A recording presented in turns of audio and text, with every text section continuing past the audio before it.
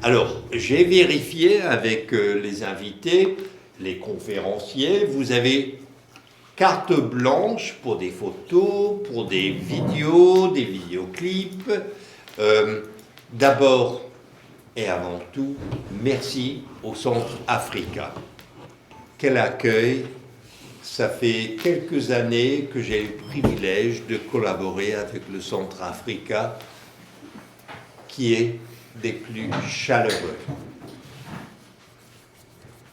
Transdisciplinaire, dirais-je, axé sur la condition humaine, comme dirait André Malraux dans cet essai de 1933, incontournable, la condition humaine.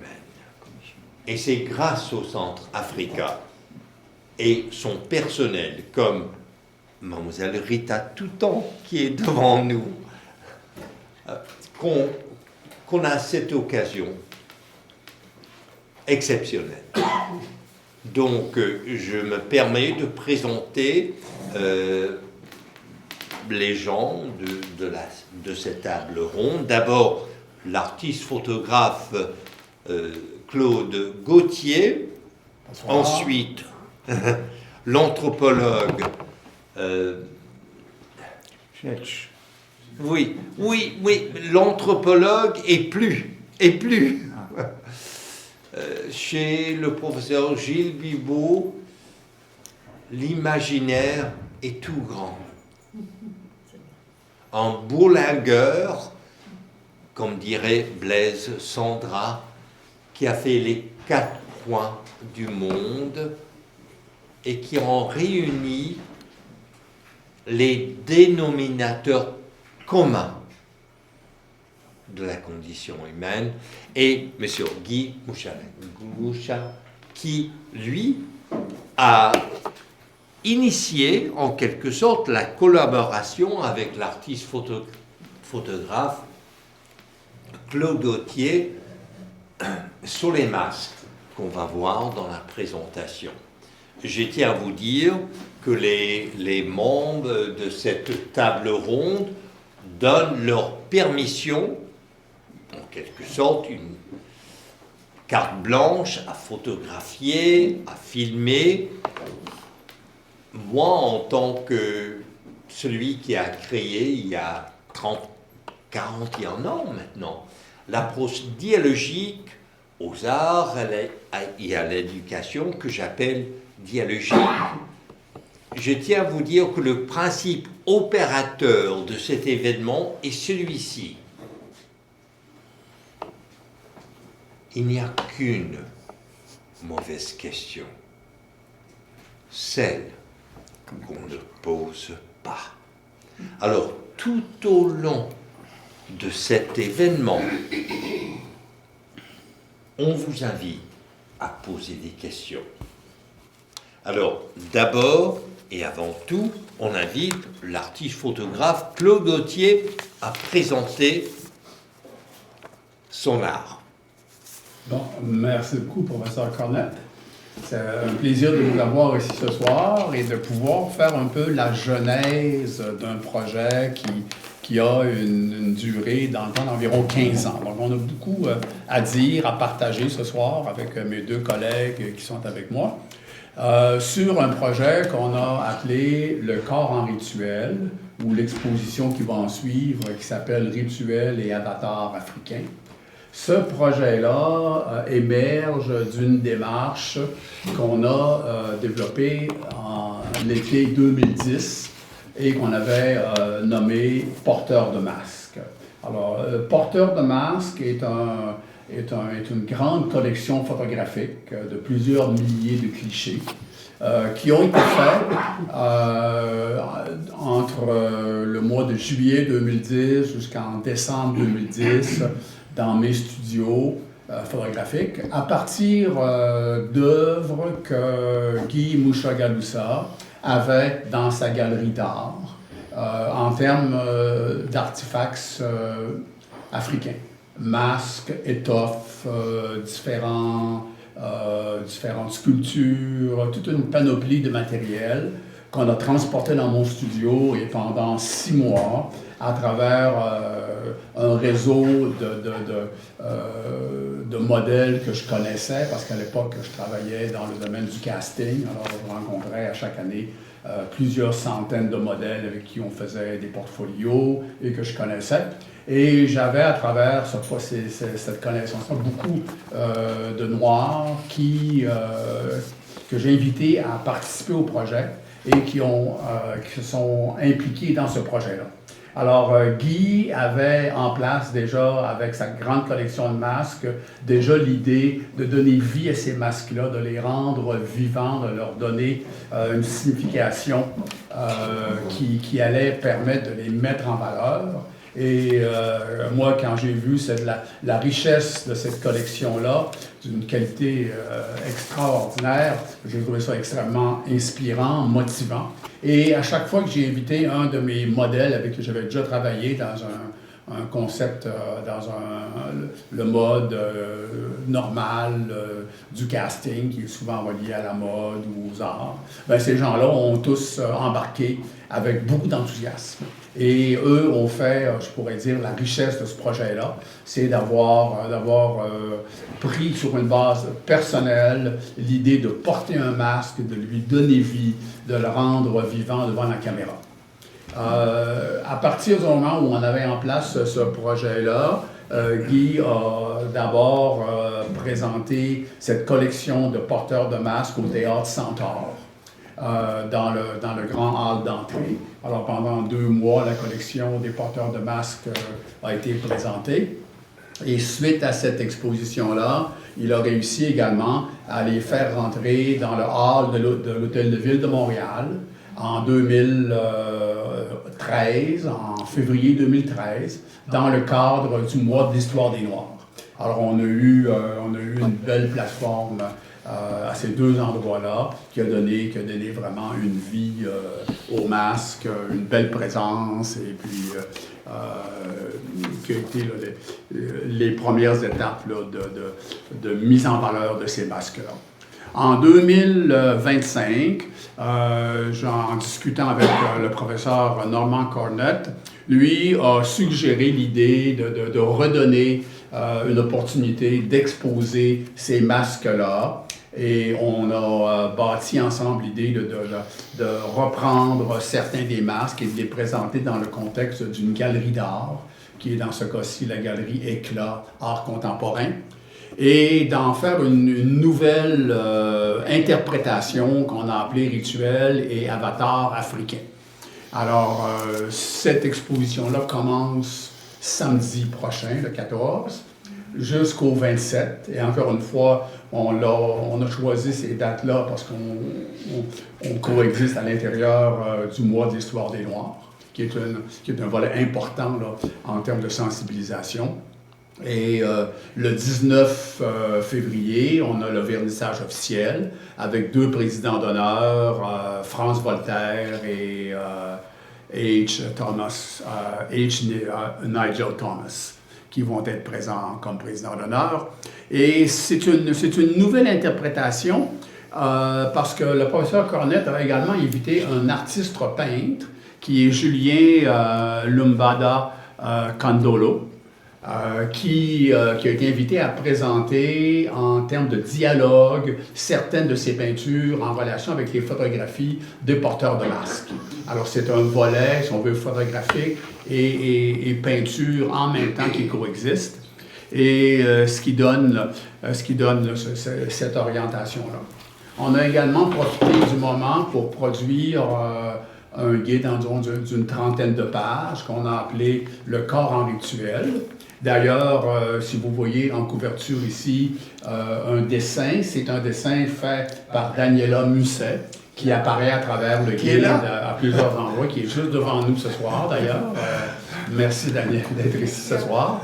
Alors ce guide-là est offert en vente, et à la fin de la rencontre, si vous désirez acheter une copie, vous passez nous voir, je vais faire un rappel encore à la fin. Et Cette conférence-là, cette présentation-là, elle est faite en collaboration avec Guy Moucha-Galoussa, qui est le directeur de l'Afro-Musée et l'instigateur original de la mise en place de la collection Porteurs de masques, et également avec la participation de Gilles Bibeau, un anthropologue connu, qui s'est transformé en poète devant ces pièces-là et qui a, à travers le contenu de l'opuscule, offert une interprétation artistique de la beauté de ces masques-là, de leur signification, de la façon dont on peut les interpréter. Alors, avant de commencer, je vais faire référence à l'introduction, en réalité, du corpus de l'opuscule. Monsieur Gauthier, d'abord, je me permets de vous dire, à la fin de ce dialogue, vous pourriez procurer la publication et Claude Gauthier, Daniel Mousset se feront un plaisir de vous en faire la dédicace. De plus, je tiens à vous dire, tout au long de cet événement, puisque le principe opérateur est celui-ci, qu'il n'y a qu'une mauvaise question, celle qu'on ne pose pas. On vous invite à poser des questions de sorte que ça devienne dialogique, voire interactif. Il suffit de lever votre main. Alors, allez-y, Claude Gauthier. D'accord. Alors, vous avez à l'écran un poème ici qui a été écrit par l'anthropologue Gilles Bibeau en réponse à notre demande de contribuer à l'opuscule qu'on a ici. Et Gilles s'est transformé en poète. Et là, je vais sortir ma plus belle voix, puis je vais vous lire en son nom le texte d'introduction qui a été produit. Et là, vous allez sentir vraiment comment le scientifique devient poète à travers les énoncés qui sont là. Alors là, voici ma plus belle voix qui s'en vient. Autour du masque endormi flotte une force qui traverse l'espace. Celui d'ici et celui de là-bas, dans le pays où un artiste a créé le masque et qui l'a fait reculer, et qui a fait reculer le temps en remontant jusqu'à l'époque d'avant le départ vers l'ailleurs. Dans cet autre lieu et dans ce temps ancien, des esprits se sont embarqués sur les masques et ont voyagé jusque dans les lointains pays de l'exil. La puissance incrustée dans le masque est toujours là, quelle que soit la terre où il aborde. Et ça donne le ton de cette exposition-là, ça donne la clé, si on veut, pour comprendre qu'est-ce que le masque veut dire lorsqu'un porteur le prend. Un porteur ici au Canada, à Montréal, prend le masque et lui donne vie. Bien, c'est l'esprit qui est derrière ça. C'est qu'on se reconnecte à une culture, on fait un lien direct entre l'importance du masque dans la culture africaine. Ici, il devient un artefact d'art, mais là-bas, c'est le quotidien de la vie que d'utiliser les masques. Alors, c'est notre point d'entrée dans la discussion qu'on a ce soir. Je vais brièvement, pour introduire Guy, parler en son nom et plus tard, il aura l'occasion de s'exprimer lui-même. Mais Guy, à titre de collectionneur d'art, au Canada, collectionner l'art africain, c'est une manière originale et respectueuse de mettre en valeur des collections exceptionnelles.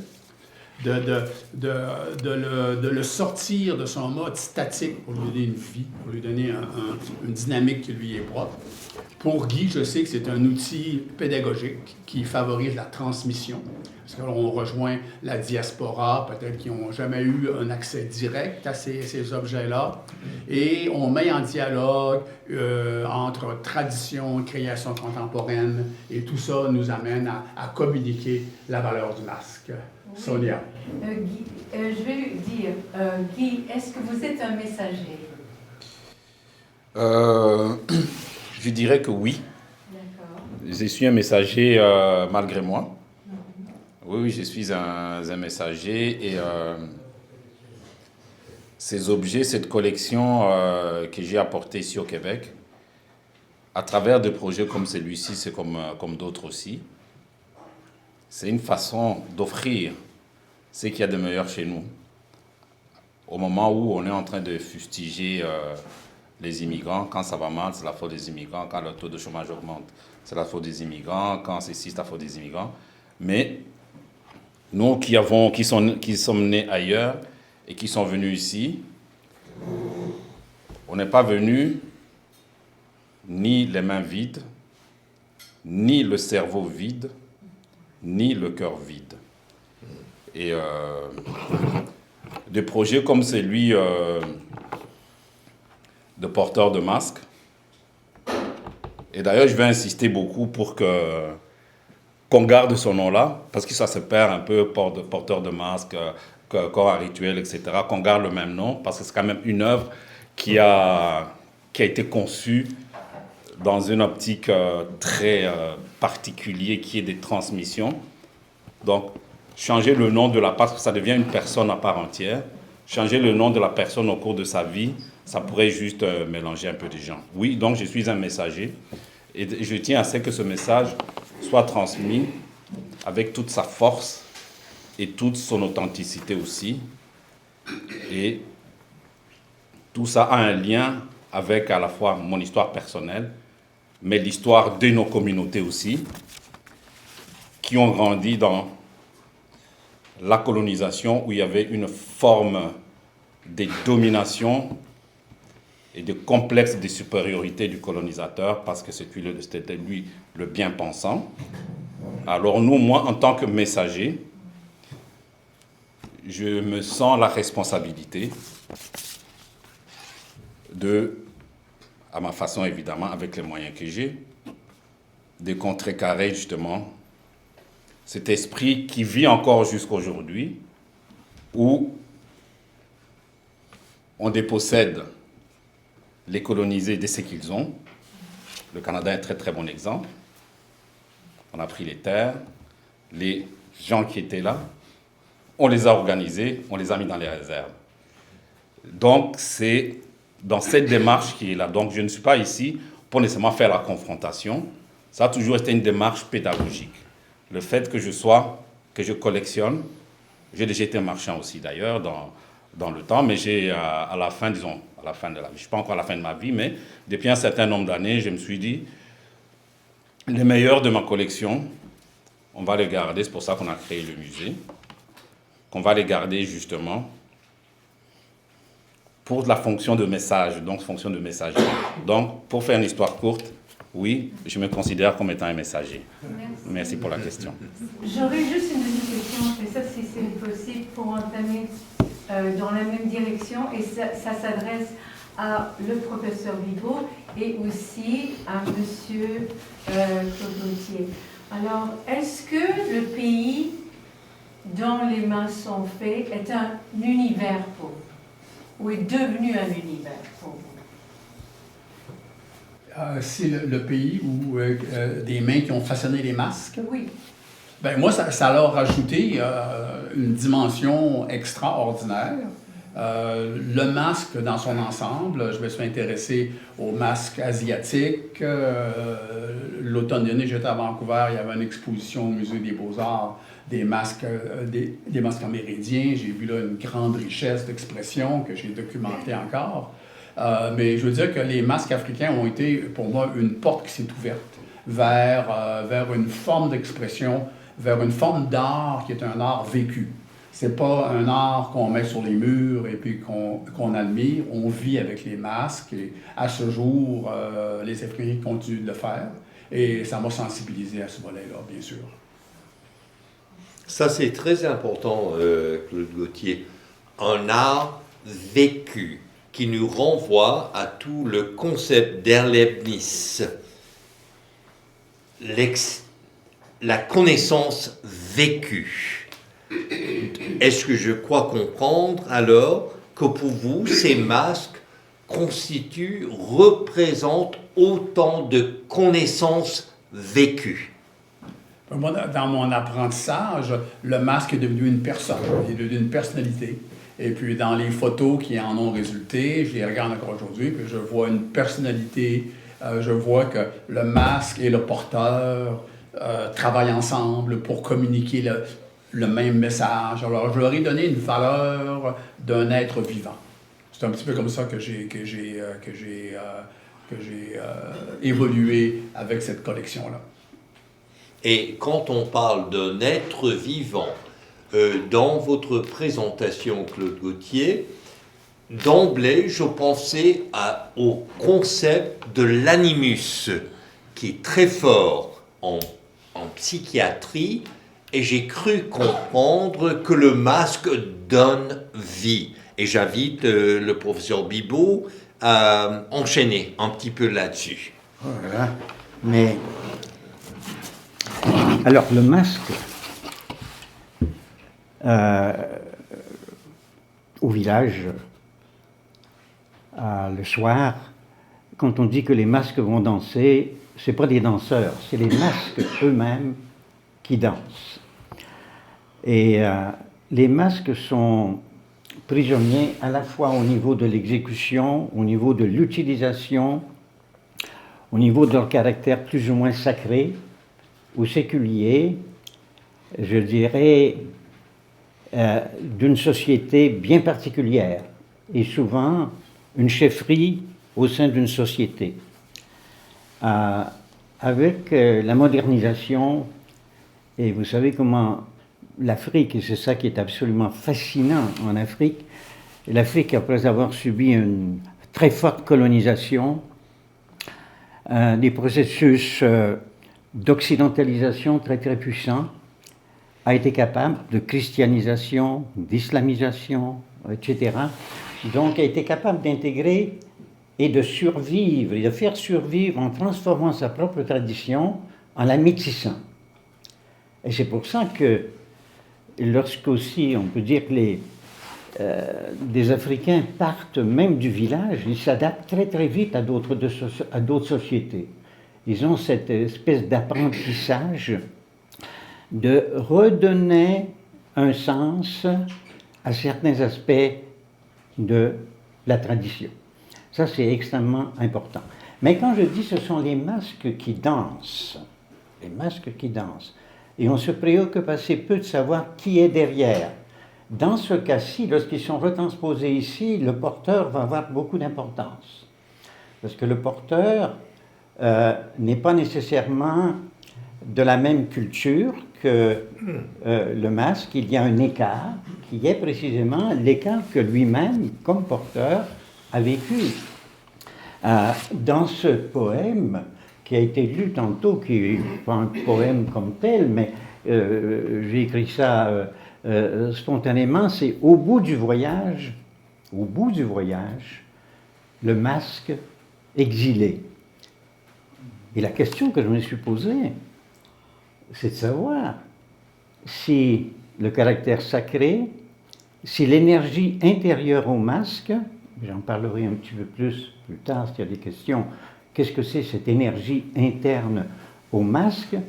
Est-ce qu'il y a eu pendant ce voyage une dévitalisation, une désacralisation, à cause, et c'est tout à fait normal, des circuits commerciaux dans lesquels il entre, les transplantations, etc., qui amènent incontestablement une nouveauté.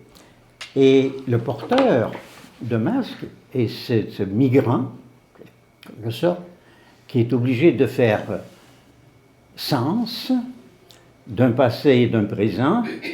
Il est lui-même dans la position donc du voyage, et il y a des défis absolument incroyables. Alors que va signifier sur le plan psychologique pour ce porteur de masque ici, lorsqu'on lui demande de le porter et de redonner vie peut-être et redonner énergie à ce masque? Alors nous allons en reparler un peu plus en détail. Personnellement, bon, j'ai passé une douzaine d'années de ma vie en Afrique de manière continue et ensuite pendant plus de 50 ans, 55 ans, il n'y a pas une année où je ne suis pas retourné, mais dans différentes régions.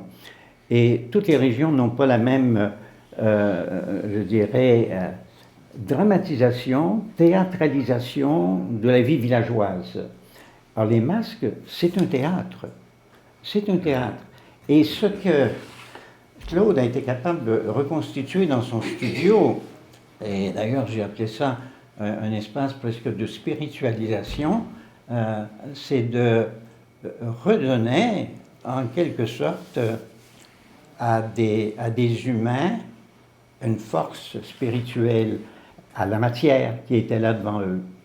Moi j'ai toujours pensé que, vous savez, ce qu'on appelle les fétiches, ce qu'on appelle les objets magiques, ce qu'on peut appeler aussi les masques qui interviennent dans les rituels, ce sont les humains qui, en honorant les esprits, en dansant pour les esprits, en chantant pour les esprits, font en sorte que les esprits descendent et viennent et habitent véritablement dans les masques. Or, lorsqu'un masque est désacralisé, et, comme on dira d'une église qui est abandonnée et qu'on procède à une désacralisation, il peut y avoir un processus de désacralisation et de resacralisation qui va se produire. Et si j'ai accepté de participer à toute cette entreprise, c'est d'une part pour l'esthétique, parce que les photos sont absolument extraordinaires de ces porteuses et de ces porteurs de masques. Et la collection de Guy est aussi très, très, très, très impressionnante. Et elle couvre, c'est pas seulement le Congo, ça couvre l'ensemble de l'Afrique, c'est absolument magnifique. Mais c'est parce que ça posait une question absolument fondamentale sur la capacité de maintenir une certaine spiritualité, une certaine sacralité dans des sociétés qui se sont complètement désacralisées. Complètement désacralisées. Et de ce point de vue-là, le travail du porteur, c'est va être sa vie qui va passer. Et je termine par une petite note. C'est comment les forces, je dirais, mon expérience de vivre pendant des années dans des villages comme un villageois, hein, se levant bien avant le soleil, allant à la chasse avec les hommes et apprenant à devenir un d'entre eux tout en sachant qu'on ne sera jamais comme eux et en apprenant la langue et pénétrant leur société, leur vie. Mais ce que j'ai constaté, c'est que dans la vie de tous les jours, hein, il y a comme une épaisseur, une telle porosité avec le monde spirituel, même quand on est à la chasse dans la forêt, avec les esprits, etc.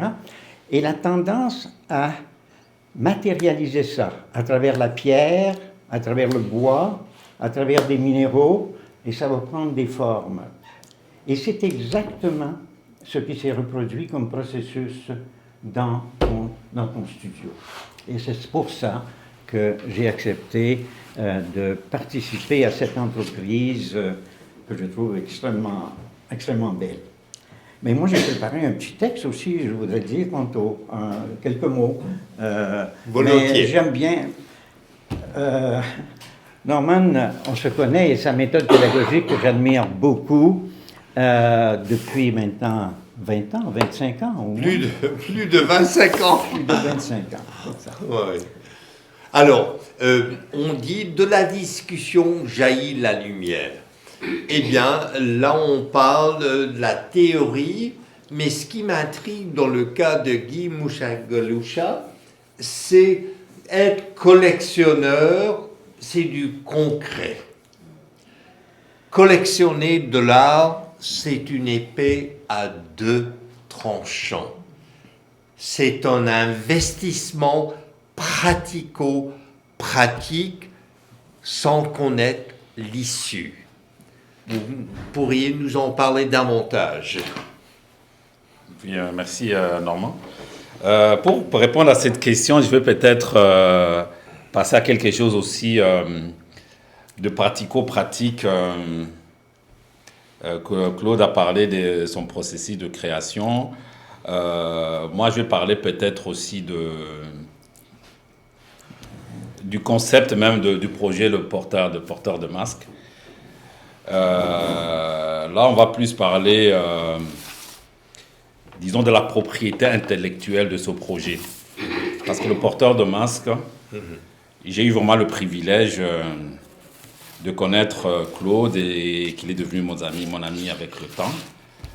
Mais le porteur de masque, c'était un projet qui était de mon initiative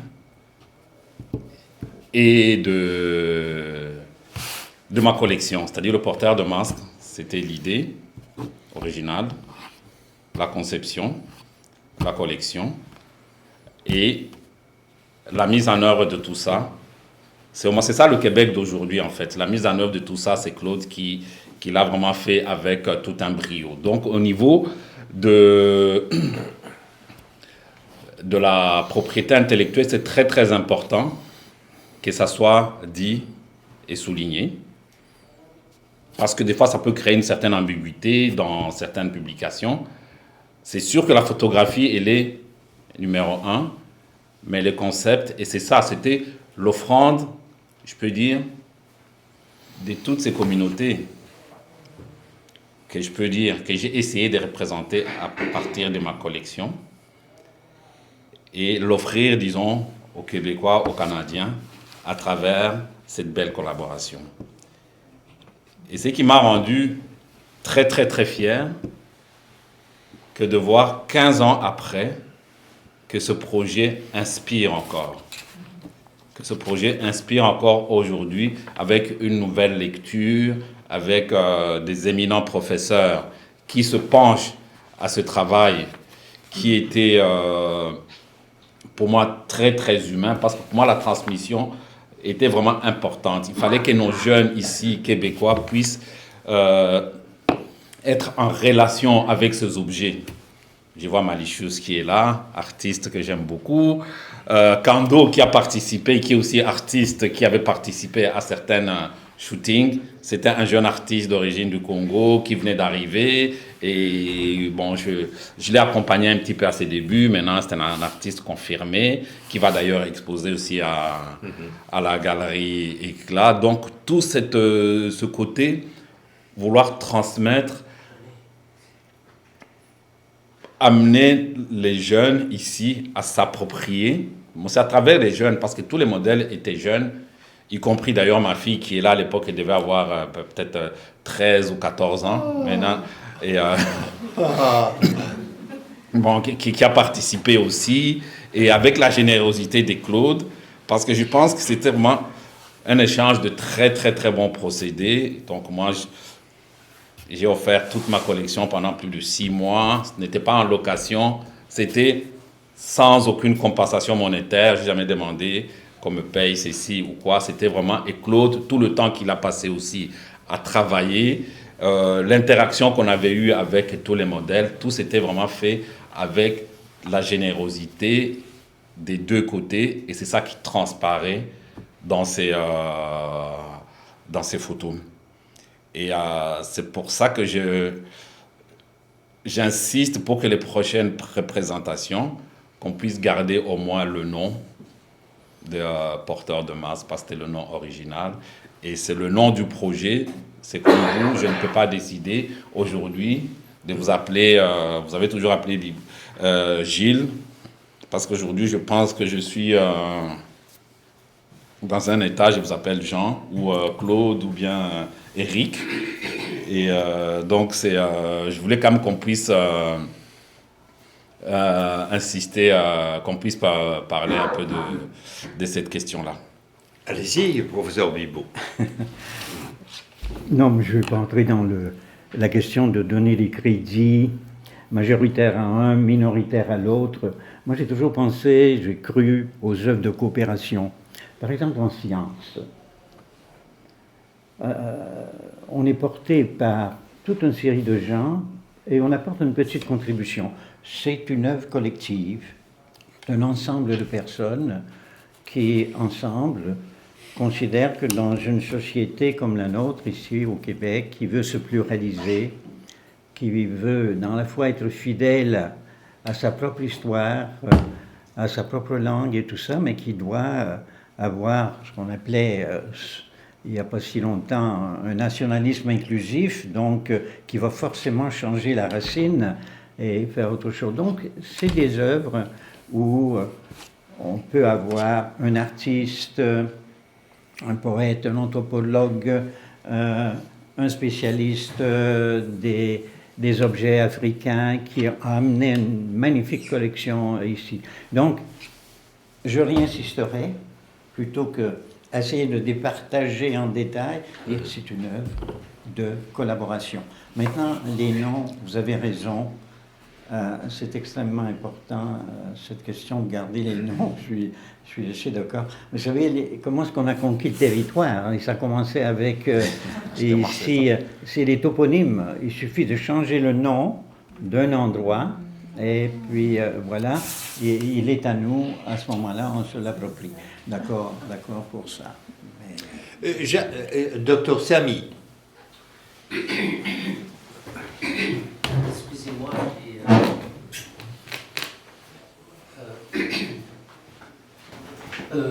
Est-ce que, je vais faire un peu l'avocat du diable, est-ce que le collectionneur n'est pas en quelque sorte l'antithèse du porteur de masque?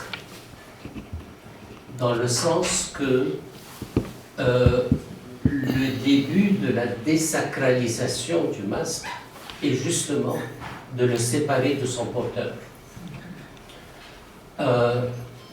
Le masque en soi porte très mal son nom parce qu'en fait, le masque est en fait son contraire.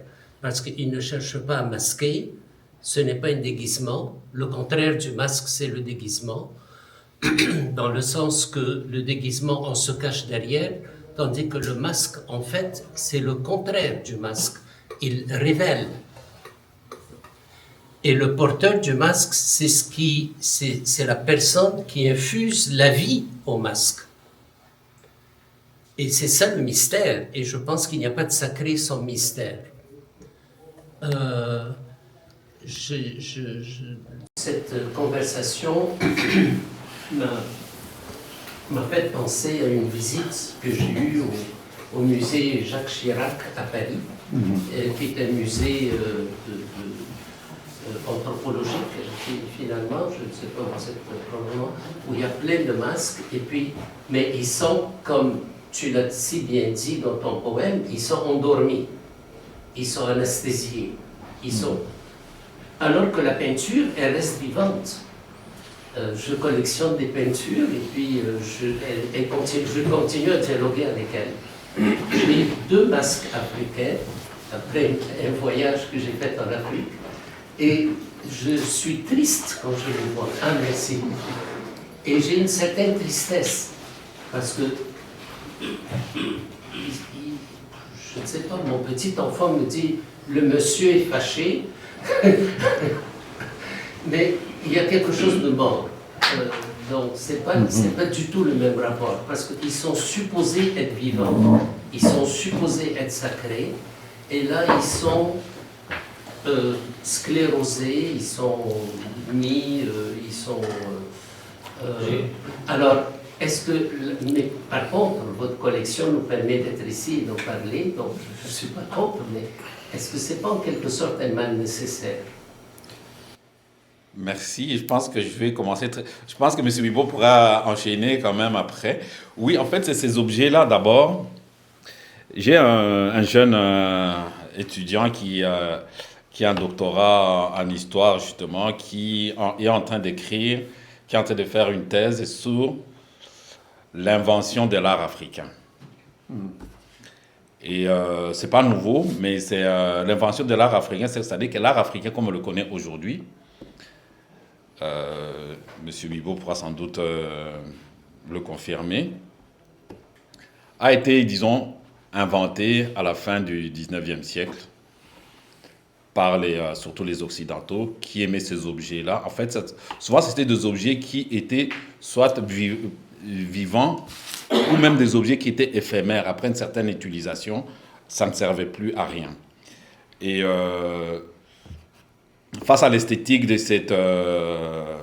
ces objets, les Européens ont commencé à les amener, à créer des cabines des curiosités. Et c'est même la naissance, si on peut dire entre guillemets, la naissance de l'art africain comme le monde occidental le pense aujourd'hui, est vraiment une émanation qui vient de l'extérieur de l'Afrique. Donc les masques, comme on le voit ici, comme il y a dans ma collection, ce sont des objets qui sont morts. Ça, vous avez tout à fait raison. Ils n'ont pas été conçus comme on les met pour mettre sur un piédestal avec une petite lumière, cartel et tous les discours qui vont... Ils sont supposés danser. Ils sont supposés danser, mais il y en a d'autres aussi qui étaient vraiment éphémères, qui étaient faites pour une circonstance bien précise, et puis après, ça ne valait plus rien. C'est un morceau de bois comme un autre. Et puis parler aussi du masque africain ou de l'art africain, ça peut être un peu réducteur parce qu'en Afrique, il y a 2000 cultures différentes et qui vivent dans des environnements qui sont complètement différents. Ceux qui vivent dans le désert n'ont pas le même rapport à l'art ou à la création que ceux qui vivent dans la grande forêt, très humide, très verte, etc. Donc, déjà, en partant de ça, et puis évidemment, l'émigration, la colonisation, l'esclavage, etc. Donc, le masque africain, comme on le dit, comme le monde occidental, comme nous-mêmes on le dit, parce que je veux pas, je suis très occidentalisé. Veux pas, le masque... Grande confession. Grande confession. Oui. Et donc, le fait de pouvoir le partager justement avec les autres. Mais moi, je tiens quand même je suis messager, mais aussi je suis peut-être un gardien dans le sens que je veux que ces objets-là soient traités quand même avec un certain respect. Et c'est pour ça que je tiens beaucoup au récit. J'essaie toujours d'apporter des petites précisions par-ci, au récit, pour qu'il y a quand même que le contexte soit même respecté. Oui. Alors, je tiens à souligner, là on parle des masques africains, les masques d'Afrique, dans le dialogue, sinon la dialectique entre l'Afrique et l'Occident. Et je rappelle à l'auditoire quelle est la source même du cubisme chez Picasso, Braque et d'autres, c'est justement les masques d'Afrique. Gabriel Cuny. Moi, c'est une question pour Guy. Est-ce que tous les masques ont un rapport sacré dans leur origine ou dans quel contexte ils sont utilisés normalement? C'est quoi Est-ce qu'il y a d'autres, comme il y a vous avez mentionné des contextes éphémères, dans le concret, c'est où? Puis aussi, d'où est-ce que ça vient, la collection, vraiment on a dit le Congo, est-ce que c'est l'Afrique de l'Ouest ou un peu plus précis géographiquement? Bon, faut pas qu'on oublie, on est là pour la photographie, mais bon, je vais quand même répondre à votre question. Faut pas qu'on se perde. Les masques ne sont pas tous sacrés. En fait, il y a un certain, disons, il y a eu un certain, bon, en parlant des anthropologues de la fin du 19e siècle, il y a aussi le fantasme de l'Afrique lointaine, de l'Afrique sacrée, etc. Mais avec les études qui ont été faites depuis, qui sont beaucoup plus poussées, qui sont maintenant faites par les Africains, parce que souvent la plupart des études africaines jusqu'à la fin peut-être des années 60, c'était souvent fait par les non-africains. Et la plupart des publications aussi, mais maintenant il y en a de plus en plus. Et donc non, tout n'était pas sacré. Il y avait par exemple des masques qui étaient vraiment des masques de divertissement. C'était pour amuser la galerie. Ça c'est plus, on peut avoir en Afrique australe, Zimbabwe, Malawi. Il y a comme une tradition qu'on appelle les Mugulewamkulu. C'était des masques qu'on a créés à chaque année en fonction des événements. Il y a de nouveaux masques. Il y a même eu, quand Madonna avait adopté des enfants là-bas, on a créé un masque Gulewamkulu du nom de Madonna. Donc, c'était des masques vraiment de divertissement, il n'y avait rien de sacré là-dessus. Mais il y a une certaine littérature qu'on peut mettre en doute, où il y avait plutôt des fantasmes de ces explorateurs aventuriers qui racontaient un petit peu qui racontaient un peu leurs fantasmes, mais il y a quand même depuis une cinquantaine d'années, il y a eu quand même dans presque toutes les grandes universités, il y a eu des thèses qui sont penchées sur ces questions-là, et que, pour faire une réponse encore plus courte, c'est pas tous les masques qui sont des objets sacrés. Voilà. On a plusieurs questions, mais je tiens à souligner, Monsieur Guy Mouchelaloucha, vous avez fait une ligne de démarcation. Jusqu'aux années 60, les Occidentaux parlaient des masques et de l'art africain. Et pour cause, puisque depuis les années 60, 1960, ce sont les mouvances de libération africaine qui s'installent. Monsieur, et vous êtes... Merci de votre présence et de votre question. Oui. La question s'adresse à l'anthropologue et aussi au collectionneur. Il a parlé tout à l'heure le type d'art et de masques qu'il collectionnait. Et ma question se focalise tout plus précisément sur le masque rituel. Je veux savoir comment le masque rituel, en contexte post-colonial et diasporique, agit-il comme opérateur symbolique de continuité ontologique tout en devenant un espace de négociation, voire de tension entre mémoire ancestrale, subjectivation contemporaine et modernité globale. Misère, c'est un académique. Quand on parle d'ontologie, qu'on parle de Heidegger, alors d'abord, professeur Bilbon.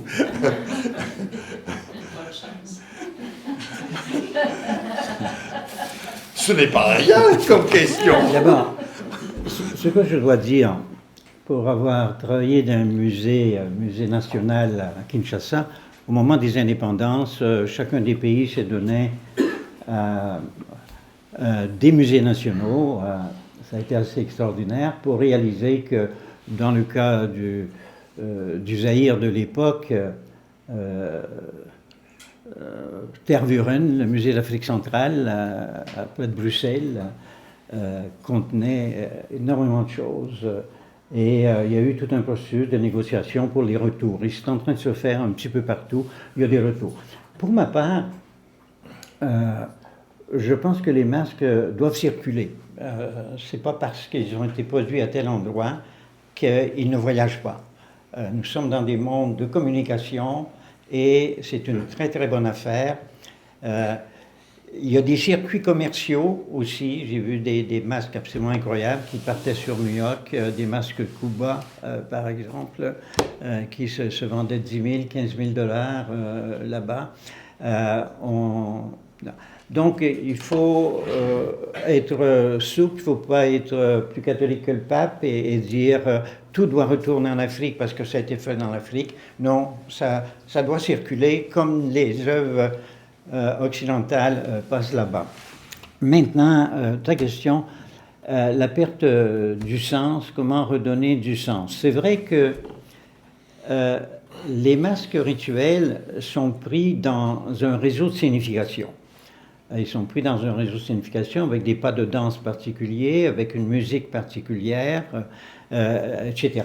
Quand on les déracine, est-ce que nécessairement on perd le sens? Je dirais pas nécessairement. Pas nécessairement. La symbolisation existe et on peut projeter du sens même lorsqu'un masque a quitté son ancrage initial. Mais il y a des dangers de perte. C'est pour ça que le mot endormi est important. Et est endormi, il n'est pas mort. Il peut se réveiller. Et il y a des conditions de réveil. Je pense que ce que Claude a fait, il a réveillé des masques. Il a réveillé les masques. C'est pas rien, ça. Ah oui, et il leur a donné vie. Et lui, il les gardait, s'il les avait gardés dans sa collection uniquement, et éventuellement en vendant quelques-uns, ça se serait, l'endormissement aurait continué. J'aimerais rebondir sur un autre point. Professeur Bibeau, Guy Mouchakoloucha, vous disiez que votre fille est dans l'auditoire. Oui, elle est là. Et J'aimerais continuer sur le même sujet. oui, et j'enchaîne. L'art comme phénomène collectif. Alors, vous allez voir chez Éclat Art Contemporain, dès samedi, l'exposition Rituels et Avatars d'Afrique, les photos de Claude Gauthier, les tableaux de Julien Loubanda Candelo, et là, je fréquente son atelier depuis la fin décembre et je me rends compte à quel point l'art, mais quelle ironie, l'art est familial. C'est toujours une question de la famille, du collectif, du village. Je vous invite à en parler. Je me rappelle plus bien de votre question. Pouvez-vous la répéter, hein, monsieur? La dimension familiale. Qui était très académique, là, la question qui est très universitaire. Hein. Oui, je suis anthropologue. Ah, d'accord. Okay. La question, c'est de savoir les masques rituels que ça a été transporté et collectionné. Par exemple, ici au Canada, est-ce que on peut dire que ces objets-là, ces masques-là, c'est vrai, il y a une tension entre, comprenez ce que je veux dire, comme en tant qu'Africain. Et aussi le côté de désacralisation. Est-ce que ça garde son sens vraiment de masque rituel? Parce que quand on dit masque rituel, vous en tant qu'Africain, comment on sait de quoi s'agit-il? Mais quand vous prenez quelque chose comme ça, vous avez ici, avec tout ce qu'il comporte, est-ce que comment ça se passe la négociation? Comment est-ce que ces objets, ces masques Ouais. Non, je comprends. Est-ce que cette tension est entre l'individu et la famille, entre l'individu et le village, entre l'individu et le collectif? La tension, c'est surtout plutôt le collectionneur. C'est lui qui fait déplacer ce masque. Ah, le déplacement du masque. Ouais. Rituel. Alors il y aura tension, effectivement, et même le masque rituel, et aussi tension avec le village, ou avec cette communauté. Merci. Hier, j'ai eu le privilège de participer à un colloque qui était ici à l'UQAM. C'était sur justement les pratiques des réparations au niveau des communautés noires et des Premières Nations. Pour moi, toute ma démarche en tant que collectionneur au départ, c'était vraiment dans cette logique de pratique des réparations. On va y aller maintenant disons de façon terre à terre. Dans ma famille, d'abord, on a été des marchands de masques. Je suis de la deuxième génération, des gens qui ont vendu donc des objets. Donc, et avec le recul, c'était une façon de réparer de certains torts économiques parce que en vendant ces objets-là, bon, on se faisait de l'argent. Et je dois dire, à mes débuts, j'aime utiliser le mot d'essinger, c'est-à-dire j'ai singé toutes les publications des grandes maisons de vente aux enchères, donc Christie's, Sotheby's. J'apprenais par cœur comment est-ce qu'ils décrivaient leurs objets. Et moi, quand j'allais vendre, comme entre guillemets, ma salade, pour avoir le meilleur prix, et souvent les gens me prenaient pour quelqu'un de très, très savant. Mais ça, finalement, était quasiment... Ça a quand même été une bonne école, parce que j'apprenais ce que... et puis quand je regarde tous les noms qui ont publié dans ces magazines-là, il n'y avait pas un seul Africain qui décrivait ces objets-là, et toutes les provenances n'étaient quasiment pas africaines. Alors moi, pour essayer d'obtenir un prix, donc je m'insérais dans cette mouvance. Je n'y croyais pas, mais mon but, c'était de pouvoir avoir des sous. Donc, et plus tard, ça c'est bon, ça c'est sur une trentaine, une quarantaine d'années. Plus tard, évidemment, en lisant, et puis après je commençais à m'abonner à Tribal Art Magazine, etc. Donc, je m'éduquais tout en faisant mon travail de marchand, jusqu'à ce que je commence à comprendre que rien ne vaut l'authenticité et rien ne vaut la transmission. C'est sûr que j'étais peut-être déjà un peu plus à l'aise financièrement, parce qu'il faut le dire aussi, quand tu ne peux pas manger, tu es obligé. Mais non, mais ouais. Non, et là, je commençais à regarder ces objets d'une autre façon. Donc, le fait de pouvoir collectionner les objets, pour moi, j'ai essayé d'abord, sans pour autant le savoir, d'utiliser, disons, des termes, des expressions que beaucoup d'universitaires utilisent aujourd'hui. Mais moi, par survie, je m'appropriais déjà le narratif de façon très, très, très imparfaite, mais je me l'appropriais pareil. Et il y a des collectionneurs qui m'ont acheté des vases qui a 30 ou 40 ans et qu'on a gardé une bonne relation qui a évolué jusqu'à aujourd'hui, jusqu'à continuer la relation même avec leurs enfants. Donc, quand on parle maintenant que de nos communautés, on doit se réapproprier notre narratif. Moi, c'était vraiment par la force de choses que je prenais ce narratif et je le faisais mien.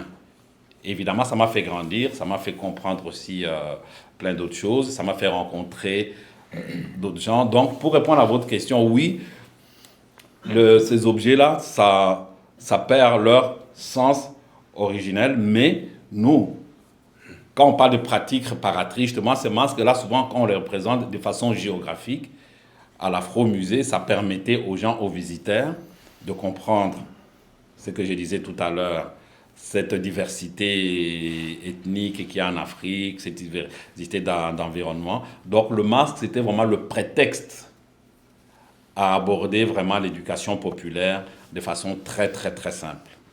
Voilà, donc si je peux... Est-ce que j'ai bien répondu à votre question? Ça va pas. Pardon? J'ai dit ça va. Ça va, bon, on pourra continuer après, sinon on pourra monopoliser... Le sens et la plaque tournante. On va revenir, mais le révérend Cormier avait une question. Peut-être que c'était la question qu'il ne fallait pas poser. Donc, il n'y a qu'une mauvaise question, celle qu'on ne pose pas. Non, c'était dans le cours de la discussion. On continuera plus tard. D'accord. Alors, Guy Moucha-Galoucha, quand vous parlez du sens, moi j'ai regardé les photos de Claude Gauthier, j'ai quelques connaissances des masques, et je me suis dit, mais là c'est un projet de recherche en sémiotique. Signe, symbole et sens. J'avais l'impression que ces masques, ces photos de Claude Gauthier, ce sont autant d'images sémiotiques. Qu'en diriez-vous, professeur Bibeau? Oh. Oui. Bien sûr, c'est des systèmes de sens qui sont accrochés dans toute une série là, d'éléments très très complexes qui vont juste à une cosmologie, une vision du monde, une vision de la vie, une philosophie, la vie.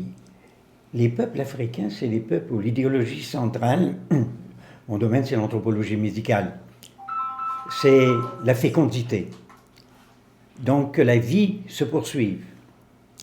Dans les masques, dans des cultes de fécondité par exemple, dans des dizaines de peuples, les Ndembu, on le trouve chez les Yoruba, on le trouve de tous les côtés, les masques vont être extrêmement importants, ils vont avoir avec comme fonction, mentalement, de dire que les enfants qui ne sont pas encore nés vont apparaître. Les ancêtres nous donnent les enfants, les ancêtres. Et on danse pour qu'ils nous donnent des enfants. La fécondité qui est tellement importante. D'ailleurs, sur le corps humain, pour l'Africain, les liquides sont extrêmement importants. L'ensemble des liquides dans le corps humain, et du côté de la femme et du côté de l'homme. Alors on a tous ces éléments-là qui sont chargés d'un sens fondamental qui donne la raison de vivre, qui donne une métaphysique, qui se distribue dans tous les textes de sagesse, c'est-à-dire dans les proverbes, dans les contes, c'est le système philosophique qu'il y a. Oui, c'est un vaste réseau sémiotique, un réseau de sens. Et c'est pour ça que lorsqu'on migre, lorsque la personne arrive et qu'elle doit faire sens de quelque chose qui est attaché à la mémoire du passé, à sa famille, et il doit le retransformer, je dis, il doit métisser. L'Afrique, si elle a survécu, attaquée aussi massivement, si on peut dire, par le monde occidental, par les pays colonisateurs, c'est en refusant d'abdiquer sur ce qu'ils avaient, mais en acceptant l'autre et en métissant les choses, en les tricotant, en quelque sorte. Et c'est ça qui est extraordinaire. Et celui et celle qui tricote le plus, c'est celle qui s'est envenue dans l'autre pays, qui est obligée donc de continuer cette stratégie. Lorsque les cultes de fécondité, ils n'ont plus la même chose, le même sens ici. D'ailleurs, ça serait bon que le Québec ait un petit culte de la fécondité, puisque nous avons pour le moment 1,2 naissances. Le Québec s'en va comme ça. Et s'il n'y a pas d'immigration, ça va rapidement disparaître, mais il n'y a pas, les masques ne sont pas liés qu'à la fécondité, ils sont liés à toute une série des festivals, par exemple. Puis il y a beaucoup de masques qui ne sont absolument pas, c'est pour le jeu. Et on se travestit aussi. Les masques feuilles, par exemple, qui sont tout à fait extraordinaires. Mais fondamentalement, le masque est lié à deux forces de la nature, les forces telluriques, les forces de la nature, de la terre, et la deuxième, la très grande force, la succession des naissances, et tous les rituels qui se mettent en place et qui utilisent les masques vont être vraiment enracinés dans ces deux choses-là. Là, c'est absolument fondamental. Oui, c'est des beaux systèmes de sens, et quand on traverse l'océan et qu'on s'en vient, eh bien, on est obligé de recomposer ça. Mais moi, j'ai toujours utilisé, et là je vais aller très très vite, je vais utiliser 3 mots. La dette, le don et le pardon. La dette à l'égard des ancêtres. Celui qui est rendu ici, il a une dette. Il est un endetté par rapport à ce que ses parents, ses ancêtres lui ont donné, et il doit. Et il est coincé dans la nécessité de transmettre, donc le don, à sa descendance. Et qu'est-ce qu'il va transmettre? Est-ce qu'il va transmettre la culture où il a abouti, ou est-ce qu'il va aussi transmettre, il va trahir en quelque sorte? Il est coincé entre cela. Et c'est pour ça qu'arrive le pardon. Il est obligé de s'auto-pardonner en quelque sorte pour ce qu'il fait. Mais c'est le retricotage des systèmes de sens et la capacité de faire revivre un masque endormi. Et là, Claude, il a bien réussi, puis je veux l'entendre, je veux entendre sa voix aussi. Excusez-moi, j'ai une question. Oui, mademoiselle Sen. Vous êtes-vous demandé la raison pour laquelle nous avons mis tant de temps, tant d'années, tant de décennies pour ne pas restituer les masques, les objets d'art de chacun des pays d'Afrique. Donc si la raison pour laquelle ça n'a pas été restitué, c'est parce que je peux bien dénoncer qu'il s'agit d'une énergie qui a été transposée pour peut-être favoriser un certain standing, une certaine, je dirais, appropriation d'une identité qui normalement n'aurait pas dû voyager, puisque c'est les masques, justement, c'est des masques d'origine africaine qui sont la source d'un peuple et qui devaient être respectés. Alors, je me demande la raison pour laquelle ces masques n'ont pas été restitués jusqu'à aujourd'hui. Voilà, alors pouvez-vous m'expliquer la raison pour laquelle? Monsieur Galucha. Oui. Il y a d'abord des raisons, je pourrais dire, pratico-pratiques. Comme tu le sais, les États africains d'aujourd'hui, ce n'est pas l'émanation des Africains. Et pour te donner par exemple, disons un objet qui vient du peuple Yoruba, les Yoruba maintenant il y en a au Bénin et au Nigeria. Si on doit restituer cette œuvre, on la donne au Bénin ou au Nigeria. Ça c'est la première des questions. Et ça c'est une question qui est très très simple.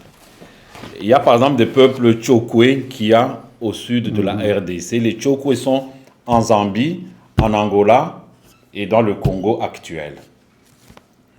Bon, c'est un peuple qui est quand même encore assez uni, mais maintenant, depuis une dizaine d'années, il y a eu des conflits, parce que maintenant les uns parlent portugais, les autres parlent français, et quand il y avait des problèmes plus économiques du côté congolais, les autres ne voulaient pas laisser rentrer les autres, et puis quand on trouvait un Tchokwe qui parlait le français, on le ramenait au Congo Manu Militari, alors que c'est les mêmes peuples, c'est les mêmes traditions.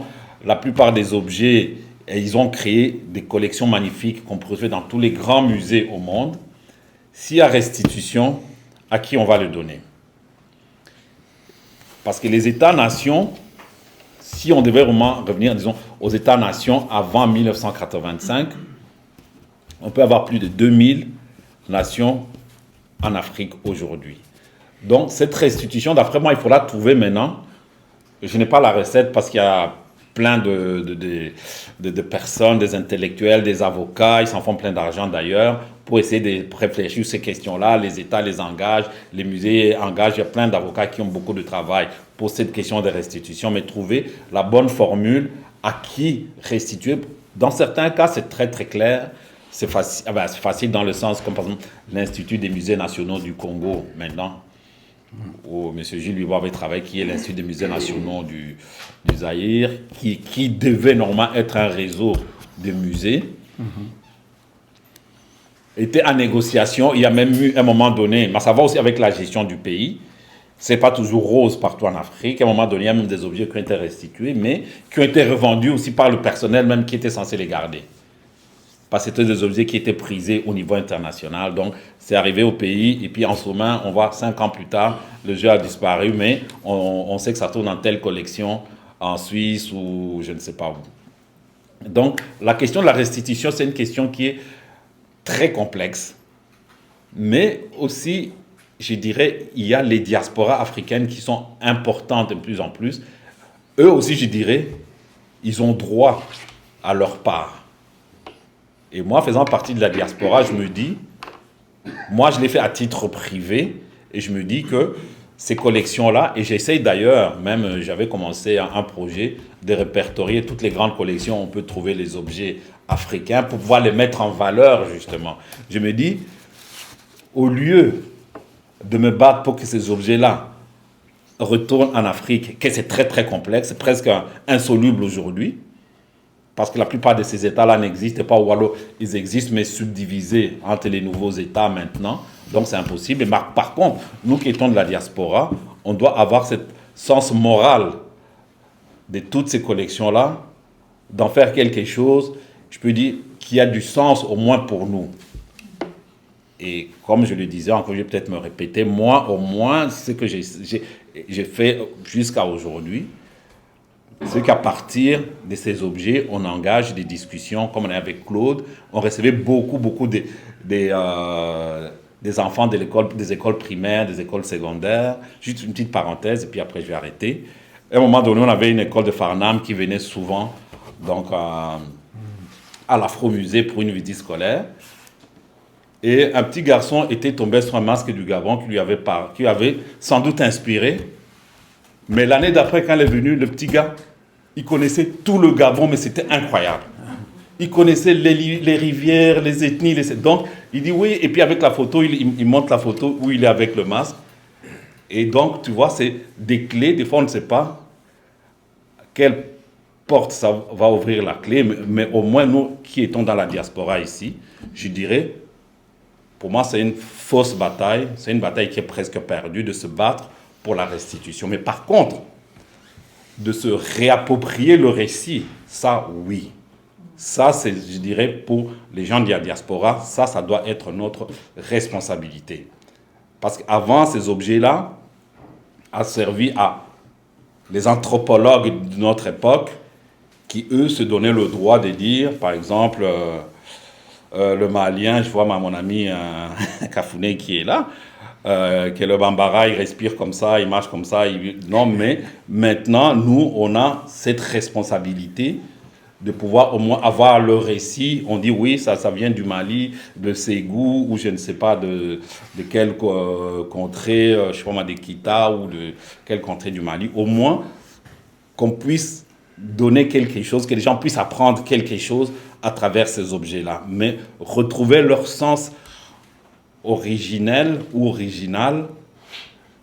Et puis la question de la restitution, pour moi, on devrait mettre nos efforts et notre intelligence ailleurs que sur cette question-là. Ça, c'est une opinion personnelle qui ne fait pas du tout l'unanimité. Ça, je suis d'accord avec ça, mais ça, c'est ça mon point de vue personnel.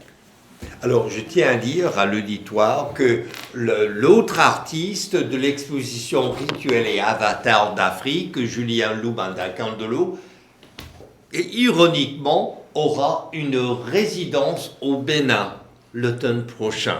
Oui. Et c'est très intéressant quand vous soulevez cette question d'État-nation. Le nationalisme qui a donné naissance à ces mouvances de libération en Afrique à partir des années 60. Dans quelle mesure est-ce que le concept d'État-nation est foncièrement occidental qu'on impose sur la réalité africaine multiple? L'État-nation, et ça je le dis en tant que spécialiste sur le nationalisme, qui est un concept plutôt occidental. L'autre chose qu'il faudrait souligner, mais vraiment terre à terre, c'est sur le plan démographique. Mesdames, Messieurs, le taux de natalité en Occident est si bas qu'on se pose des questions sur l'avenir de l'Occident. Et en Chine, cette question se pose maintenant aussi. Or, actuellement, sur le continent africain, 70% de la population de tout ce continent a moins de 30 ans. J'ai une barbe blanche. Le professeur Bibot a des cheveux blancs. Quel est l'avenir de l'humanité avec des barbes blanches, avec des cheveux blancs? L'avenir de l'humanité se trouve en Afrique. Son berceau aussi. Comment? Son berceau aussi. Ouais. Ah oui, tout bien à sûr. fait, tout à fait. Mais Sous un jour paléontologique, avec Thierry Tailleur de Jardin. oui. Juste un petit mot sur l'incroyable diversité culturelle, linguistique de l'Afrique. C'est absolument fascinant. Vous savez qu'il se parle à peu près 7500 langues sur notre planète. Sur 7500, il y en a un peu plus que 4500 qui se parlent en Afrique. On avait parlé du Congo, on compte autour de 500 langues différentes. Cependant, il y a des familles. Les langues bantoues, il y a 500 langues à l'intérieur des langues bantoues. Là où j'ai travaillé, c'est une langue que j'ai décrite, la Grande-Mère, parce qu'il n'existait pas, Adamawa oriental, c'est une petite famille d'une vingtaine de langues, mais une diversité absolument incroyable. Et ça va me permettre de faire le lien avec quelque chose d'extrêmement important que vous avez dit. Lorsque la grande mission Dakar-Djibouti va ramener à peu près 80 000 pièces africaines au Trocadéro, qui va devenir le musée de l'homme. Et c'est la base de la collection. Juste par exemple en passant sur la colline, sur la falaise de Bandiagara, chez les Dogons, et ils ont pris à peu près 2000 pièces de très grande valeur, des masques formidables et tout ça. Et vous avez dit, comme ils étaient investis de force et d'énergie, et qu'ils sont passés dans des musées occidentaux, est-ce que ce n'était pas une dévitalisation de l'Afrique qui se produisait à ce moment-là pour eux-mêmes une augmentation de leur propre potentiel à tout point de vue? Mais oui, c'est vrai. Bien sûr que c'est vrai. Même si les masques s'endorment quand ils arrivent au musée de l'Homme ou au Quai Branly ou au musée d'Afrique centrale de Tervuren ou ailleurs, tous ces musées d'Afrique des anciennes nations coloniales, que nous connaissons bien. Et là, je vais aussi partager un tout petit peu s'il y a un rapatriement. Il y a une commission qui a été nommée, donc Felvin Sarr a fait tout un gros document récemment là-dessus. Il faut que ça se fasse avec beaucoup d'attention. Mais incontestablement, il y a eu, je crois moi, trois lignes parallèles. La première, c'était l'esthétique des objets. On trouvait ça tout à fait extraordinaire. C'était un art nouveau qui va nourrir un peu tout le monde. Vous avez parlé du cubisme, mais les grandes statuettes allongées vont aussi nourrir un autre courant de l'esthétique sculpturale occidentale, etc. Ça, c'était la première chose. La deuxième chose, je crois que on s'est aperçu qu'avec la multiplicité des cultes, les cultes de possession par les esprits, Zébola, etc., il y en a des centaines. On va travailler avec les guérisseurs et avoir vu à quel point c'est... Et chacun avait ses propres, véritablement... Et les gens étaient fascinés par, je dirais, la richesse sacrée, une diversité absolument incroyable. Et arrivait à l'autre bout, ce que vous avez appelé l'animisme, cette idée que la vie, véritablement, elle est là, et peut-être que le monde occidental s'est revitalisé à travers toutes ces années de colonisation à travers l'Afrique. Ça, vous avez tout à fait raison. Ça ne veut pas dire qu'ils vont essayer de retenir les objets. Je crois qu'ils seraient prêts à les envoyer. Il faut que les conditions d'accueil soient là, et ce n'est pas toujours possible, incontestablement, parce que toutes sortes de raisons sur lesquelles je ne vais pas rentrer. Mais que les masques voyagent, c'est important. Il ne faut pas qu'ils retournent tous en Afrique. Il faut qu'on en ait ici. Ça, c'est absolument pour moi essentiel. Et sinon, on est tous... Mais faisons une clôture autour du Québec ou autour du Canada et que le Zaïre, le Congo, fasse aussi... Non, il faut que ça communique. Ça, c'est très intéressant. Vous parlez de voyager, que les masques voyagent. Évidemment, d'emblée, je pense à D.W. Winnicott qui, lui, parlait des objets transitionnels. Est-ce que le masque africain constitue un objet transitionnel qui nous permet, et c'est mon propos en tant que spécialiste en sciences des religions, que les arts créent un espace transitionnel entre le monde spirituel et le monde matériel. Alors, Monsieur Sheridan, Oui, depuis tantôt, on dit que les masques, une fois qu'ils sont dans une collection, ils sont endormis ou ils sont morts. Endormis, bon. Est-ce que le collectionneur ne devrait pas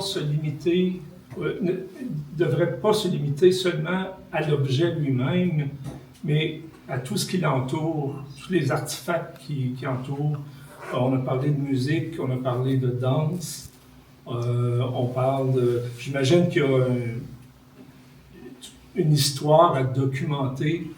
Et puis, est-ce que quand on collectionne un masque, on ne devrait pas s'imposer d'attacher tout ça avec l'objet qu'on collectionne et que ça suive, que ça voyage dans différents musées, que ça retourne en Afrique, mais que tout cet ensemble-là devrait être gardé comme un tout. Placer le masque dans son contexte. Exactement. Voilà. Allez-y, allez-y. Je pense qu'il y a d'abord une distorsion au niveau du sens. On va commencer déjà par ça. Parce que la plupart de ces objets, c'est vrai que le monde occidental était fasciné par le masque. Mais il y a plein d'autres objets aussi, des collections, ça peut être des tissus, ça peut être des objets en métal, etc. Et généralement, les masques, comme on peut voir dans les photos ici, il faudra peut-être qu'on revienne aussi à la photo à un moment donné, dans les photos ici avec Claude, et que ces masques-là faisaient partie d'un ensemble, en fait, c'était un costume, en fait. Mais la plupart des autres objets, c'était souvent des objets qui étaient plus très facilement périssables. Mais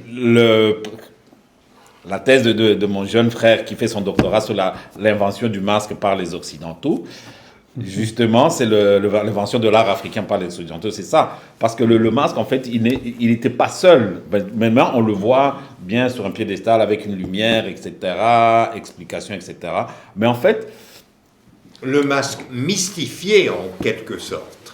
Ou démystifié, qu'on considère démystifié, ça devient comme un objet esthétique, alors que c'était un objet utilitaire. C'est ça. Et alors que c'était un objet utilitaire qui faisait partie, j'ai dit encore, d'un costume. Par exemple, il y a un peuple, les peuples Pouno du Gabon, eux, quand ils portaient leur masque, un grand costume, où il y avait peut-être une trentaine de masques qui étaient dessus. Mais maintenant, les gens, ils collectionnent ça de façon individuelle. Et donc, je vais dire, avec le temps et l'espace, ces objets-là, qu'on le veuille ou non, prennent un nouveau sens. Ils s'adaptent à des nouvelles réalités. Et c'est correct aussi, parce que le monde évolue. Et puis, c'est sûr que moi, je ne pourrais pas vivre comme mes arrière-grands-parents. Et les objets, même les objets qui m'ont légué, je ne suis plus dans le même contexte, je vis dans un appartement, je ne vais pas aller faire des rituels ou des libations dans la forêt. Bon, je peux aller sur le Mont-Royal, c'est à côté de chez moi, mais c'est pas vous voyez un peu, donc on s'adapte en fait, ça évolue et c'est qui est tout à fait normal aussi. Docteur Samy avait une question. Je voudrais juste rebondir sur le commentaire d'Annie et on dit que les pyramides sont en Égypte parce qu'ils étaient trop lourds pour que les Britanniques et les Français. Ça, c'est... et c'est pour ça qu'ils sont en Égypte. Ils sont restés, mais oui, c'est ça. Oui.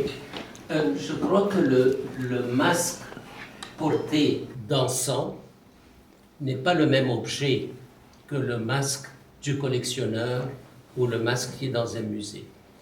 Et là, je veux faire une différence entre le symbole et l'équivalent symbolique.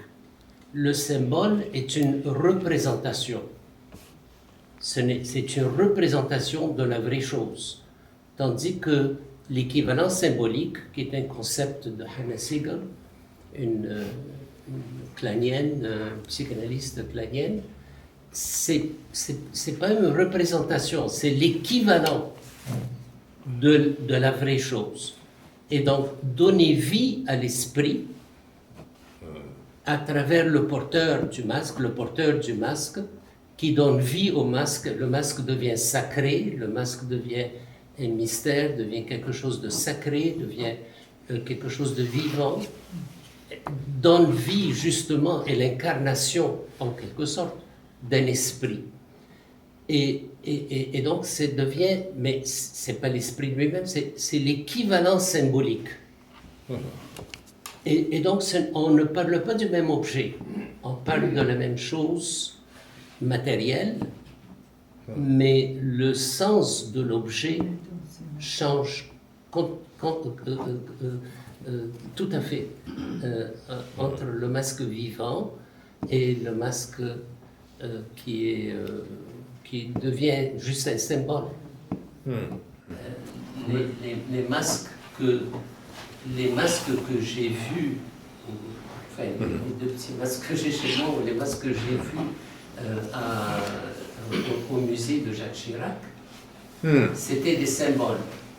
Je n'étais pas en présence de l'esprit, j'étais en présence de l'évocation de quelque chose.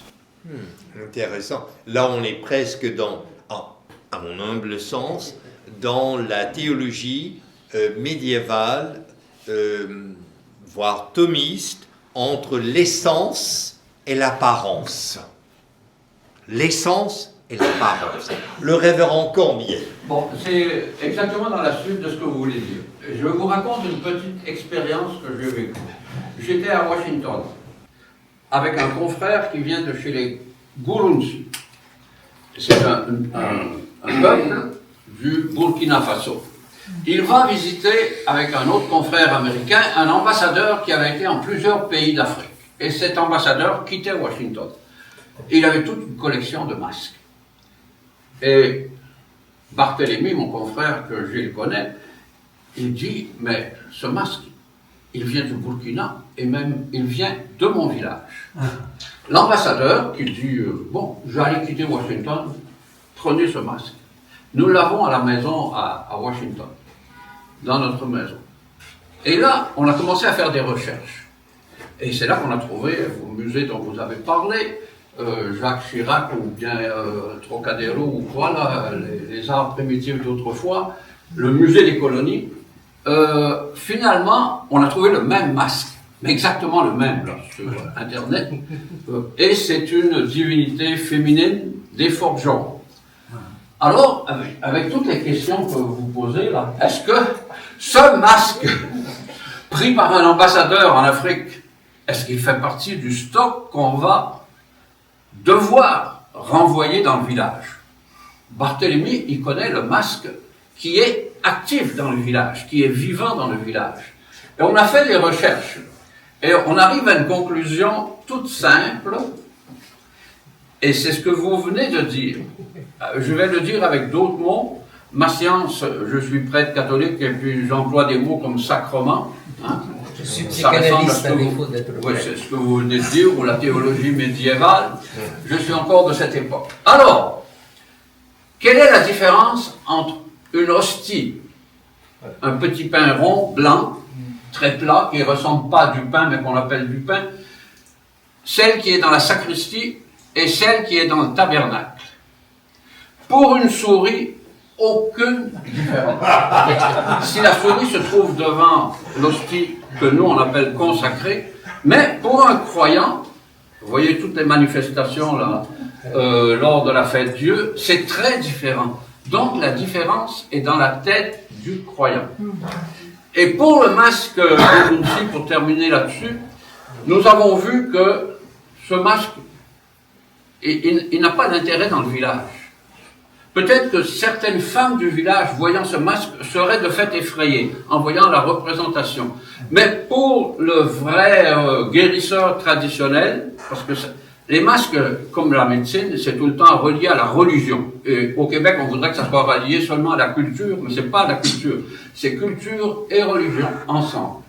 Alors là, le masque qui est dans le village de Réau, près de Koudougou, ce masque-là, on fait des sacrifices dessus. Il est consacré. celui qu'on a acheté dans un musée à Ouagadougou, même s'il était exactement physiquement le même, c'est pas le même masque. Il n'a pas été consacré. Voyez-vous? Et c'est comme ça que jamais ce masque qui est à Washington n'aura d'intérêt pour les vrais pratiquants de la religion, parce qu'il n'a pas été consacré. Mais il a peut-être été fait par le même sculpteur que celui qui est consacré. Alors, quand vous parlez de Bartholomé, vous faites référence au révérend docteur Basémon, qui est le chef des missionnaires d'Afrique à Washington, D.C., aux États-Unis. Qui étudie en sciences politiques. Exactement, qui enseigne à Georgetown University. Et qui, dans sa jeunesse, a été envoyé de Côte d'Ivoire par son père à son grand-père, qui était un guérisseur traditionnel. Et lui, il a commencé sa formation avec visite dans la forêt et tout ça. Et c'était une formation à la fois, comment on dit, phytologique, qu'est-ce qu'on dit pour les plantes, phyto, et en même temps les plantes, et en même temps la religion qu'il y a dessous. Mais tout d'un coup, le grand-père est décédé, et lui, il a pu commencer l'école primaire, et c'est comme ça qu'il est devenu la personnalité qu'il est aujourd'hui, mais il connaît ses racines.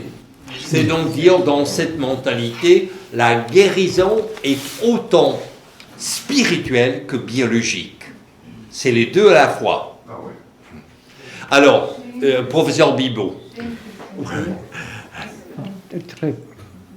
Voulez-vous y aller? Allez-y. Oui, alors c'est pour Claude. Oui, oui, c'est bien. Très Parce bien. que là, il est trop silencieux. Il est très... Donc j'ai inventé une question. Ah oui, vas-y. Alors, avec la... Ok, vous avez pris la collection, vous l'avez photographiée, du début à la fin. Dites-moi, qu'est-ce que ça vous a fait et comment ça vous avez évolué à travers ça? Bon, ça c'est une belle question. Alors là, on revient au processus artistique. Et puis peut-être que je pourrais répondre d'abord en mentionnant que j'ai eu le grand privilège dans ma démarche de créateur de rencontrer cette collection-là.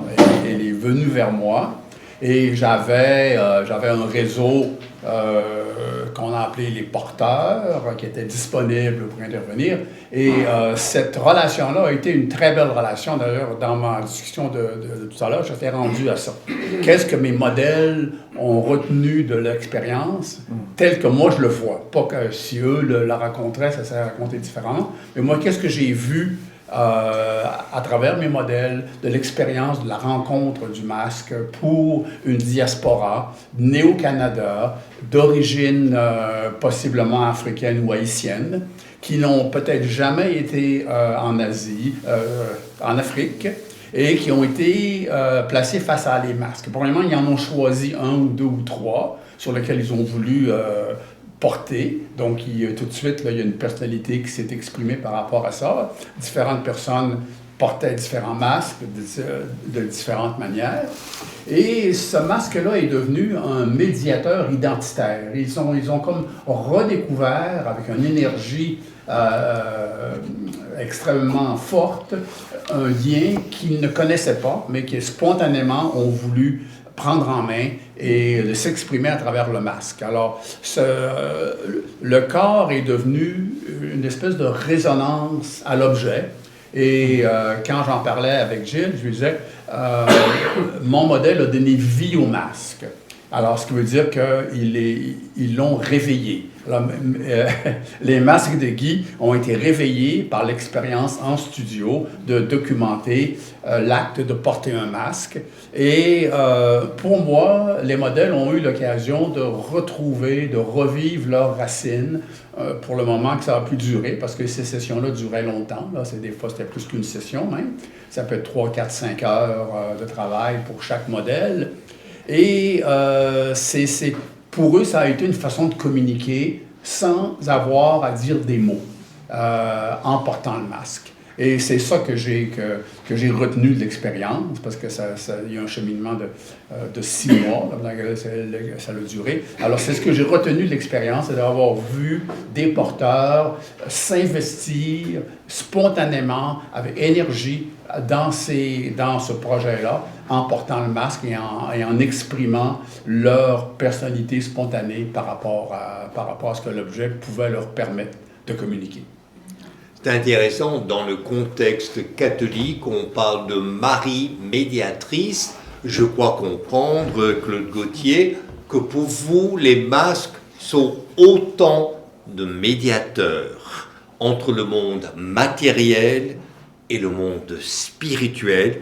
Donc, puisque vous disiez sans parler, je vous invite, pendant les prochaines minutes, sans commentaire aucun, puisque là, à toute fin pratique, c'est le dénouement, voir les masques photographiés de Claude Gauthier. D'accord. Je vais Et on va boucler la boucle, puisque je suis conscient qu'on est à la fin des 2 heures allouées.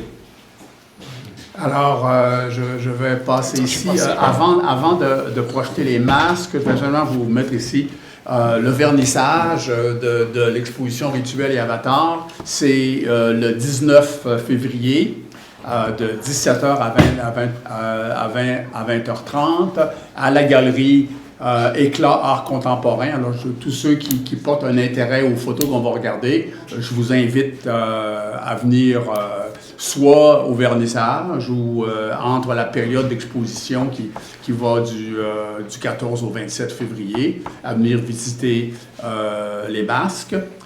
Également, ce fameux opuscule qui représente une série de photographies, de réflexions écrites sur le projet et offert en vente au prix de 35 $. Là, vous passez me voir tout à la fin de la réunion pour en obtenir si ça vous intéresse. Et on va aller de ce pas, aller vers une sélection de photos qui vont nous montrer un peu là, de quoi la collection photographique est faite.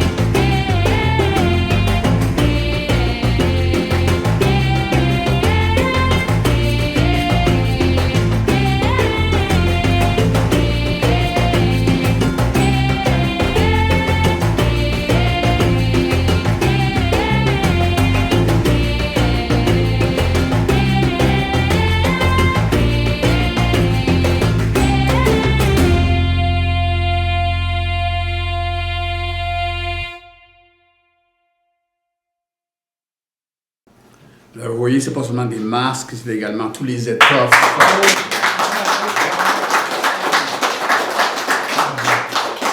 Alors, pour boucler la boucle, je tiens à vous dire, vous avez l'opuscule publié qui est ici présent, que vous pourriez vous procurer avec une dédicace de l'artiste photographe Claude Gauthier, de l'anthropologue poète, Gilles Bibeau, qui a composé un poème justement sur les images.